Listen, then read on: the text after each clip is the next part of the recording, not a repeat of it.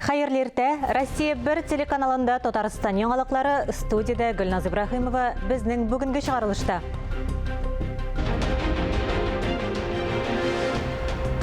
Ике көнгә башкалабыз Казан Мөслим районына күчте. Бөтен Россия авыл сабан туеннан махсус репортаж. Татарстанда 40 көне агросәнәгать күргәзмәсе яңа мәйданчыкта һәм Агро-Волга исеме астында узды. Әгерҗе районында Удмурт халкының Грон-Беттон бәйрәме гөрләде.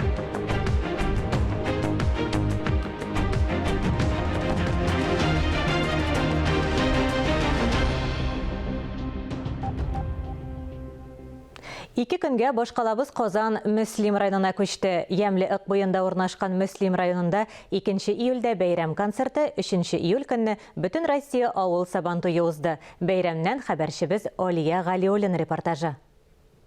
Бөтен Россия авыл сабан туе оештыру масштабы белән федераль дәрәҗәдәгесеннән бер дә ким түгел. Татарстан Республикасы президенты Рөстәм Миңнеханов Мөслим районының атаклы шәхесләренә махсус бүләкләр тапшырды һәм сабан туе белән тәбрикләде. Хәерле көн, кадерле дуслар, сабан туй кунаклары, һәммәгезгә дә исәнлек, саулык. Менә монда бүген бөтен Россия авыл сабан туена 45 өлкәдән, Россия өлкәсеннән 550 делегат. Сезне чын күңелдән Татарстан Республикасында сәламлыйбыз һәм безнең сабан туйларыбыз матур, уңышлы үтер дип ышанабыз. Сезгә монда килгәнегез өчен бик зур рәхмәт. Оештыру дәрәҗәсе югары булуга да дәлилләр күп. Ачылу тантанасы әдәби-музыкаль композиция белән башланып китүе, Вакыт елгасы күргәзмәсе, төбәкләрнең ишек алды милли күргәзмәләре бәйрәмнең тагын бер алыштыргысыз бизәге булып торды. Гомумән, мәйданның әкияти матур җирдә урнашуы үзе генә дә бәйрәм рухы өстәде. Хөрмәтле кунаклар арасында җәмәгать эшлеклеләре, төрле төбәк вәкилләре, дин әһелләре дә бар иде. Bismillahirrahmanirrahim. Әлбәттә инде бу шит төбәкләрдә, әләзәндә дә булды, Булатка да бардык без, теге итә җирләрдә буладыр, үзебезнең Татарстанда булмаган нәшеп шадыр, менә бик сөенечле хәл. Без ел сайын катнашырга тырышабыз. Читтәрәк булса безгә кыенрак, барырга кирәк. Аллаһка шөкер, Татарстаныбызда уза. Шуңа күрә Аллаһка шөкер дип әйтәбез. Сабан туй бөтен милләттәшләребезне, ватандашларыбызны җыеп, шушы үзебезнең гореф-гадәтләребезне, булган мәдәниятебезне, мәгърифәтебезне җиткерү әлбәттә инде бу зур нигъмәт, Аллаһның бер зур нигъмәте. Һәм инде президентыбызның да булуы бу бик мәртәбәле бәйрәмнең тагын да югары дәрәҗәдә үтүенә бер сәбәпче булды. Киләчәктә дә шулай татар җыенын җыя торган урыннарыбыз булса, һәр вакытта шулай телебез, милләтебез өчен хезмәт итеп яшәү инде Аллаһның бер зур нигъмәте. 11-нче бөтен Россия авыл сабан туе ат чабышында Татарстан президенты кубогына һәм махсус бүләк машинага Марий Эл Республикасы егете Александр Александров ия булды. Ә инде сабан туйның йөзек кашы булган көрәш мәйданын тотучы ветераннар бәйрәм илнең кайсы почмагында булмасын канатланып очып килеп җитә. Дөнья чемпионы Хабил Бикташев та мин сабан туе мәйданында туып үскән батыр ди. Бүген дә ул бирегә туганнары, дуслары белән килгән. Bir сабан туйны мин калдырмыйм, мин потому что сабан туйда туып үскән батыр настоящий. Бик матур бәйрәм. Аллаһ Тәгалә шул бәйрәмнәрне саклап калырга, татарларга язсын, телләрен саклап калырга язсын. Татарстанга бик зур рәхмәтле. Менә шулай безне чакырып кунак иткән өчен. Бүгенге көндә безнең көрәш татар һәм башка милләтенеке төп спорт түрі булып сакланып калырга тиеш. Безгә бу бәйрәм, сабан туйлар бик кирәкле дип саныймын. Безгә бердәм булып, бергә булып, тату гына яшәргә амин. Татарстан президентына, Мөслим районы башлагына бик зур рәхмәт. Монда бәйрәм өчен сезгә телим саулык, сәламәтлек. уңышлар. Мәйданда көч сынашкан һәрбер көрәшче диярлек чемпион исемен йөртә. Бик матур, оста, чын татарча көрәшкәннән соң абсолют батыр булып Муса Галләмов танылды. Ләкин батырлар өчен көрәш моның белән генә тәмамланмады. 7 авырлык категориясында беренчелекне алган батырлар төп бүләккә дәгъва кылучылар булып, жирәбә салып машина өчен көрәште. Шулай итеп, машина ачкычы Чаллы егете Ранис Гыйлаҗетдиновныкы булды. Сабантуйлар бик әйбәт бара. Бөтен монда күп үземнең элекке Казанда бергә укыган дусларымны күрдем. Бергә спорт белән шөгыльләнгән көрәшкән егетләребезне чараттым. Бик әйбәт матур ясаганнар Сабантуйны, бик килешле спортларны. Мин үзем герой спорт белән чемпион Россия. Шул спорттан бик чыгасы килми. Халыкны ял иттергән өчен бәйрәм сәнгатен бик Аллаһ рәхмәт итсен. Ноғайлардан сезге байраңыздан құтлаймын. Sizге бәріңізге де денсаулық, нәсіп yorayмын. Килеп төштек татар авылының Сабантуйына, йөрәгебезгә бал булып калды. Без кинәнеп китәбез моннан. Зур рәхмәт уздырган өчен. Матур уеннар, мәйданнар, иншаллах, күрешергә насыйп булсын. 2нче елга инде Республика Мордовия. Сабантуйында милли бәйрәмнең күчмә символы Мордовия хөкүмәте рәисе вазифаларын үтәүче Владимир Сидоровка тапшырылды. Киләсе 2022 елда 12нче Бөтен Россия авыл Сабантуе Ләмберә районы Аксюн авылында узар дип көтелә. Алия Галиуллина, Ири Хамидуллин, Татарстан яңалыклары өчен Мөслим районыннан. Быел Татарстанда 40 көне агр сәнәгать күргәзмәсе яңа мәйданчыкта һәм Агроволга 2021 исеме астында узды. 3 көнлек программада авыл хуҗалыгының казанышларын һәм яңа технологияләрен күрсәтү, тармак бизнес бурычларын билгеләү, тәҗрибә алмашу, һава торышының көйсезлеге аркасында килеп туган вазгыятьтә нинди чаралар күрергә икәнлеге ачыкланды. Килә ява, ияләшкән бер болот спектакльдә генә шул. Ә тормыш театры башкача. Республиканың 38 районында корылык аркасында гадәттән тыш хәл режимы игълан ителде. Быелгы Агроволга күргәзмәсендә фикер алышуның төп темасы да шул булды. Урожай, конечно, очень плачевный. Не знаю, не могу сказать. Утырып еларлык була инде быел уңыш. Бар әлбәттә 64% алырга җыенучыларда, әмма тулаем ашлык ким. Фермерлар корылык зыянын исәпли. Быел бит әле аның ширлеккән кебек ашламасы да кыйммәтләнде, ә яңгыр яумагач тиз арада кыйммәтле җиһазлар алырга күпме акча тотылган. Димәк, табышка чыгу икеле. Эта растительная система казанка производится у нас в Татарстане практически полностью из наших комплектующих, обеспечивает полив на огромной площади и практически полностью автономная, то есть требуется только подача воды. И при необходимости устанавливается генератор, либо подводится внешнее питание. Тик мондый системалар бөтен хуҗалыкларга да җитми, өстәвенә тиешле су басымыннан башка эшли дә алмый. Айрым экспертлар җир эшкәртүнең моңа кадәр кулланылган системасын бүгенгедәй климат үзгәргән шартларда нәтиҗәле түгел дип исәпли. Александр Усков фикеренчә, сөрү җиренә үсемлек калдыкларынан торган катлам салып эшкәртергә кирәк. Бу кара туфрак катламын сакларга ярдәм итә. Бу тәҗрибәне кулланучылар да бар. Вот в Казахстане у нас 5-й год мы работаем по технологии ноутил. Прошлый год в Казахстане был еще страшнее, чем этот год здесь, в Татарстане. Все наши соседи, там за 54 дня ни капли не было дождя. И температура тоже все время за 30. Вот, мы на зерновых получили 28 центнеров в качестве примера. Все наши соседи не больше 10. Демәк, бу очракта фермер арбасын кыштан ук әзерләп куярга, ягъни әлеге системага яраклаштырылган техниканы сатып алырга тиеш. Но вот смотрите, у нас количество тракторов, их нужно будет раза в 4 меньше, чем по классике. Количество агрегатов почвообработки тоже, значит, в 4 раза меньше. То есть эта технология ноутил, она позволяет экономить ГСМ практически от 50 до 70% по сравнению с классикой. Корылык терлекләр азыгы уңышын алуга да тискәре йогынты ясый. Экспертлар чәчү мәйданнарының структурасын үзгәртергә киңәш итә. Мәсәлән, сортлар санын арттыру. Берсе уңмаса, икенчесе уңар дип белгечләр. Яйца в одну корзину не складывать, и нужно себя страховать. В структуре посевных площадей должна быть доля сорговых культур. Это однозначно. культура семейства Мятликовых, она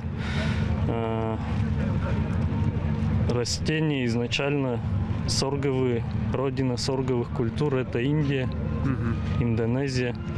Бу Агроволга күргәзмәсе кунаклары тәкъдим иткән яңалыклар. Татарстанда мондай эссе җәй соңгы тапкыр 2010 елда булды.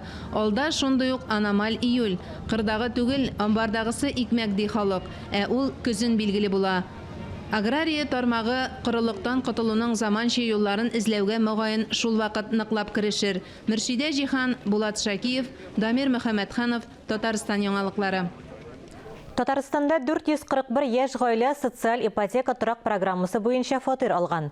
Әлеге программа 2020 елның июлендә Татарстан президенты Рөстәм Миңнеханов инициативасы белән башланып киткән иде. Бу хакта президент каршындагы Дәүләт торак фонды матбугат хезмәте хәбәр итә.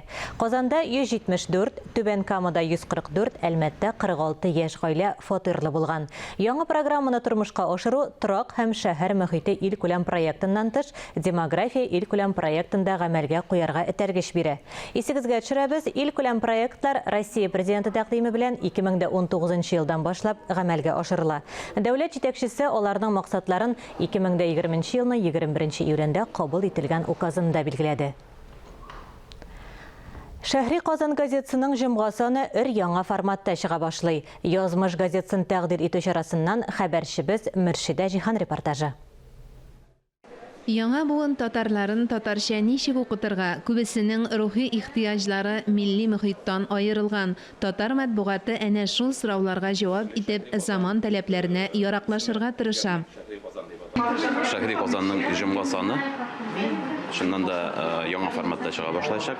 Бу Татмедиа тарихындагы беренче шундый тәҗрибә А4 форматындагы гәҗит. Әгәр дә мәгән кадәр без зур гәҗитләр белән эш итсәк, шуларны укысак, бүгенге көндән инде кечкенә журнал вариантындагы газетада укырга мөмкин булачак. Һәм аның эштәлеге дә төбе тамыры белән үзгәрде. Хәзер анда безнең язмышлар исеме дә шуңа күрә язмыш дип атала. Шәһри Казан Татарстанның иҗтимагый, сәяси һәм мәдәни газетасы. Узган елның августында газета үзенең 30 еллыгын билгеләп үтте. Аның тарихын язуда катнашкан журналистлар язмышның сәхифә булган чакларында хәтерли. Бу язмыш газетасы чыгарга тиеш иде, мин аны инде күптән көтәдем. Бу инде Мансур Муртазин вакытында сәхифәләр булып башланган иде. Аларның газетларында сәхифәләр барадыр. Төрле өлкәдәге иратларга да башланган, хатын-кызларга да. Инде менә шушы ниһаять язмыш булып килеп чыкты бундый форматта. Җомга санын тәкъдир итү чарасында медиа тармак юнәлешен җитәкләүчеләр, журналистлар, әдәбият сәнгать әһелләреннән тыш язмыш газетасының язма геройлары да катнашты. Соңгы араларда абунәчеләр саны бермә-бер арткан басмага алга таба да иҗади уңышлар теләде. Блогер Фәгыйлә Шакирова баш исемнәргә бәйле тәҗрибәсе белән уртаклашты. Менә мине дә YouTube блогер буларак исем сайлаганда күп уйланыла. Әгәр дә инде менә шушындай матур, шаблонлы, яңгырап тора торган исемнәр куям икән, минем карыйм тенденция ничек караучылар бик күп булмый. Шуннан мин 2 көннән, аннан соң бер атнадан үзгәртергә мәҗбүр булам һәм карыйм караучылар саны артып китә. Шуңа күрә гадилектән куркырга кирәк түгел һәм маңкайга бәрә торган исемнәрдән дә куркырга кирәк. Шәһри Казан атнага 3 тапкыр сишәмбе, шәршәмбе һәм җомга көннәрендә чыга. Җомга саны 2 июльдән башлап укучыларына яңа форматта нәшер ителә. Мөршидә Җихан, Ирек Хәмидуллин, Татарстан яңалыклары. Шушы көннәрдә Әгерҗе районының Варклад Бедия авылында Грон-Быттон бәйрәме гөрләде. Грон-Быттон иске һәм яңа дуслар очрашуы бәйрәме дип санала. Аның да асылы Сабан туе бәйрәменә охшаш. Язгы кыр эшләре тәмамлангач, җәйге кояш торышының соңгы көннәрендә пешәнгәчер алдыннан уздырыла. Милли бәйрәмнән хәбәрчеләребез язмасы.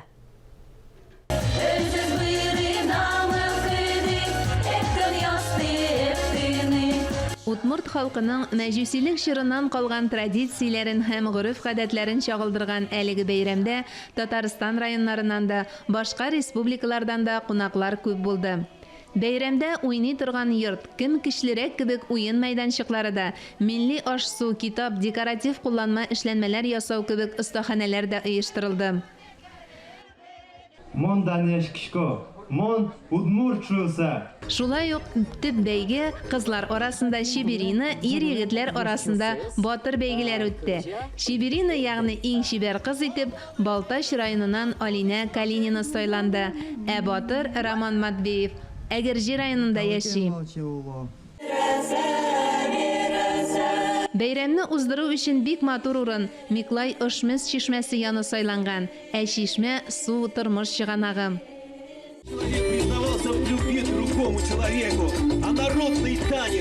Шишмә янында зур-зур казаннарда төрледән-төрле боткалар пеште. Мәҗүсилеккә инанган удмуртлар ышануынча, Войс Алласы болыннарга килеп урнаша. Яхшы уңыш җибәрсен дигән теләк белән удмуртлар аңа табына башлый. Аның хөрмәтенә корбанлыкка мал чалына һәм йола боткасы пешерелә.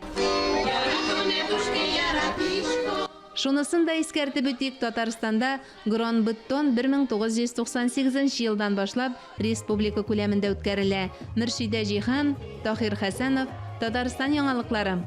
Хуҗасыз этләргә каршы көрәш ни өчен уңай нәтиҗәләр бирми. Болыннарны авыл тирәләрен баса барган агулы балтырганны ничек җиңеп була? Корылык сәбәпле урманнарга керүне тыю халыкта ризасызлык уятмасмы? Әлеге һәм башка сорауларга җавап итү өчен без бүген студиягә Татарстан Дәүләт Советы депутаты, авыл хуҗалыгы фәннәре докторы Тахир Галимҗан улы Һадиевны чакырдык. Хәерле көн, Тахир әфәнде. Хуҗасыз этләргә каршы көрәш моннан 3 ел элек парламент югарылыгында башланган иде. 3 ел вакыт үтте, ә проблеманы һаман да хәл итеп бетерә алганыбыз юк. Моның өчен тагын күпме вакыт кирәк булыр икән? Шуннан да Россия Федерациясының Дәүләт Думасында 2018 елның ахырында менә декабрь айында закон кабул ителде. Хуҗасыз этләр буенча аларга карашны үзгәртү мәсьәләсендә ул әлбәттә кирәк закон. Ул бер хуҗасыз этләр турында гына бармый, бүгенге көнне кешеләрнең өйләрендә әллә нәрсәләр бар. Крокодил да бар, йылан да бар. Аннан соң инде аюллар да, бүреләр да бар. Чөнки ул узак әзерләнде ул закон 10 ел дәвамында һәм ул күп мәсьәләләрне хәл итә. Шул ук вакытны бу закон кабул иткәннән соң андагы регламентлар бу инде приютлар турында бара. Алар бик югары әйтелим дәрәҗәгә куелган. Һәм аларны хәл итү өчен күп акча кирәк. Законы кабул ителде, ә үзәк, федераль үзәк моңа бер тиен дә акча бирмәде. Һәм әлбәттә шул ук вакытны закон кысаларында эшләгән чиракта инде элеккечә эшләп булмый. Элеккечә эшләп, яңарча эшләү өчен шушы приютларның, безнең аларның була торган приютларның бер Казанда гына ул инде менә шушы регламентларга туры килә торган безнең пока приютларыбыз бар.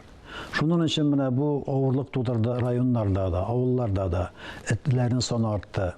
Һәм әйтергә кирәк, монда бит инде этләрнең бер уйлаганда аларның гаебе юк. Монда үзебезнең битарафлык. Без инде этләрне дачага барабыз. Аннан соң каядыр инде аларны менә шул гаражларда, бүтән җирләрдә була, һәм аларны ташлап калдырабыз. Менә шушы җавапсызлык аларны елдан-ел арттыра, һәм этләр ялына бит 2 мәртәбә шушылы балалыйлар. Шуның өчен геометрик менә шушылай үсеш белән аларның саны арта. Шуннан өчен Дәүләт Советында, Татарстан Дәүләт Советы үзенең узган сессиясендә без инде менә хәзер законга үзгәрешләр кертү буенча Дәүләт Думасына мөрәҗәгать иттек, үзебезнең мөрәҗәгатебезне җибәрдек. Без анда шушындый пунктларны истәдек. Әгәр дә без шушы приютларның төзелүен көтә торган булсак, тагын 3-4 ел көтәргә кирәк. Без сорадык, безгә вакытлыча 2026 елның 1 январына хәтле менә вакытлыча приютларда эшне алып барырга. Законның бит төп нигезе этләрнең санын кастрация, стерилизация аша киметергә кирәк. Аны башкарып булмый, чөнки ул бары тик регламентта каралган приют белән эшләргә була дип. Без менә шушы мәсьәләне үзгәреш кертеп, монда инде менә вакытлы булган безнең шушы приютларда, безнең ветеринарный шушы лабораторияларда, калган урыннарда шундый мөмкинлекләр бар. Һәм әйтә ташландык биналар бар, шуларны дөрес итеп кулланып, менә шушында бу эшне башкарырга. Һәм тагын регистрация. Монда бит эткә җавап бирергә кирәк. Әгәр син этне алгансың икән, син җаваплы кеше. Аны урамга чыгардың икән, син җаваплы булырга тиеш. Ә без аны ничек җаваплы икән, минем эт түгел дип. Шуның өчен бөтен эттә регистрация узырга тиеш. Без моны бу фикерне җиткердек. Әміне тұрған сайын оза барушы болдырғанға қаршы күреш шундай ук зор проблема болып тұра. Тузғанақ өстірген үшін штраф кіртәлер екен деген ялған хабар халықта ризасызлық тудырған иде. Болдырғанны нешік жеңерге соң? Бұл мәселе бойынша бұлай деп қарауға керек. Ол мына қызық бетінде. Сталиннің бөлегі де бетірге болады. Шул заманларда малларға ризық жетмей. Хам мұнда Сосновский деген біздің ғалим, мына большевик Сосновский болдырғанны өстіре, аны Кавказдағы шушы нелерін сортларына қайтып, аларны шулайтып бірләштіріп, алар бик зор массы бере тұрған болалар. Хам әйтірге керек, бик зор массыны бере, шуннан силы синаш ясағандан соң, я ипке де мұн тәмі кіре, сүтке де кіре. Менә шулай айтып, бұл бізден фәнни яқтан ол оңышсыз бір, мен әйтірейім, бір мисал. Хам ул қырлардан шығып кетті, қырна yok ол. Әміне шушында көпір тіплерінде, пасаткаларда, ondan соңғы йортлар янында, олар міне бірме-бір арттылар. Бұл мәселеге біз өзіміздің қарашын Дәулет Советі тарапынан 2 ел элек Россия Федерациясы хөкүмәт рәисенә хатыбызны яздык. Һәм бер нәрсә уңай ягында булды. Әле ул культуралы үләннәр исемендә торадыр. Хәзер инде ул карантиннар өлкәсенә керде. Аның белән көрәшү бик авыр, тагын авырлыкның икенче ягы бар. Закон кысаларында агуны biz yılga kırlarından 200 metr çittərekkən əşliyə alabız. Onlar bütünüsü yılga kırında. Şunun için bu meseleye indi biz buna kadar uzğan yıl, 3-cü yılda bizden Avul Xocalığı Ministerliğine şunun büdjetine de akça kirttik. Bir yıl indi şunu alıp baralar. Elbette bu bir güne yıllık iş tügül. Onun bile bir katlavlı iş, onun bile tuturuqlı iş degende distelegen yıllar kerek bulayşaq. Ul bir kirse çığa тұрған tügül. Şunun için bik saq bulurğa kerek beyrekte issiq havalarda. Татарстан орманларында 4-нче дәрәҗә янгын куркынышы игълан ителде. Җиләк чорында бу шикләүләр халыкта ризасызлык тудырмасмы? Һәр нәрсәне аны чагыштырып карарга кирәк. Сиңа бүгенге көнне урманның исәнлеге кирәкме? Или сиңа инде 3 литрлы җиләк кирәкме?